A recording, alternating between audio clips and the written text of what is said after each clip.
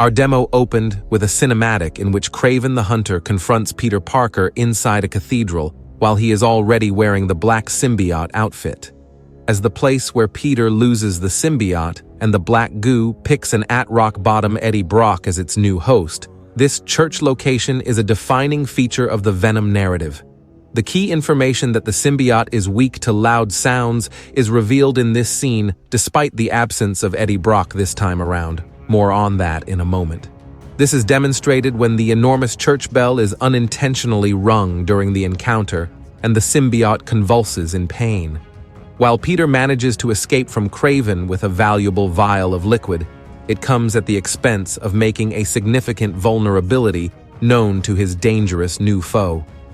Following Peter's successful escape, Kraven briefly speaks to himself before declaring that finding Spider-Man will be his final hunt.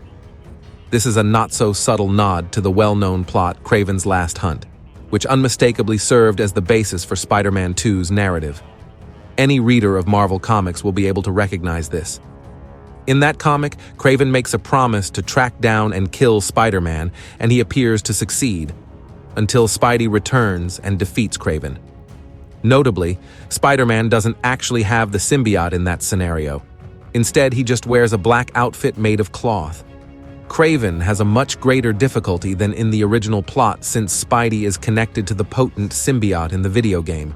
In the following section of the narrative, Peter finally runs into Harry Osborn, who was absent in the first game. However, the stinger at the end of the movie shows Harry Osborn stuck in black goo inside Norman Osborn's top-secret Oscorp facility. Harry being back on his feet, and already knowing that Peter is Spider-Man was a bit of a surprise for us as we didn't get to play the beginning of the story. Together, the two appear to be searching for a treatment for Harry's apparent fatal illness. The liquid in the vial Peter took from Kraven is activated using the particle accelerator. As you might anticipate, just when everything appears to be going according to plan, a terrible mistake is made, and Kraven's henchmen invade the facility. When the fight reaches its height and the bad guys are about to strike Harry, constrained Peter lets out a wrath and activates a monster new power for the symbiote that causes a dozen tentacles to emerge and attack the bad guys from all sides. The symbiote corrupts Peter by making him extremely angry, vicious, and violent, as those who are familiar with the plot of this novel already know, and this is the first instance of his inevitable slide to the dark side. Despite being relieved to have been saved, Harry is obviously disturbed by what he just saw his best buddy do. Will Harry Osborn turn into Venom? Yes, Peter now possesses the symbiote, but the prevailing belief is that Harry Osborn will eventually transform into Venom. Harry is the most likely candidate moving forward, as Insomniac previously said that Eddie Brock, as in the comics, is not Venom's host.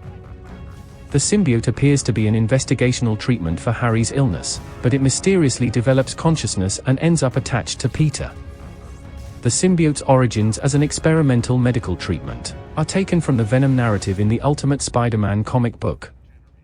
Another thing is that Venom says the same thing at the end of the Spider-Man 2 story trailer.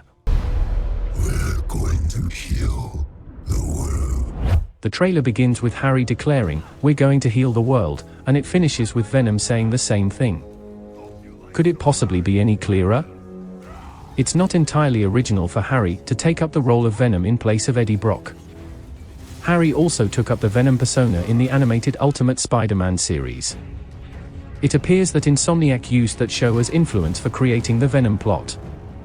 During a demonstration, Peter and I looked into a lab and discovered a computer that was displaying an examination of a peculiar mineral that Oscorp had put through a particle accelerator. A machine presents the mineral, a ragged, black rock with blazing red fractures, in response to a button press. If we're putting two and two together, it appears that the Venom symbiote sprang from the meteor after it was subjected to the particle accelerator, because the plot trailer depicted a meteor strike.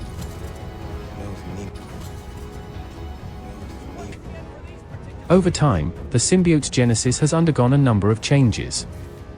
The majority of versions since then have simplified the situation by claiming that it originated from space, either as a result of astronauts discovering it on a voyage to space or as a result of a meteor crashing to Earth. It actually originated from a lab on a far-off planet during the Secret Wars crossover event. It appears that Spider-Man 2 isn't aiming to create the symbiote from scratch. Rhino, let's wrap this up. Never send an 8-ton infant to do a man's job. Let's finish this.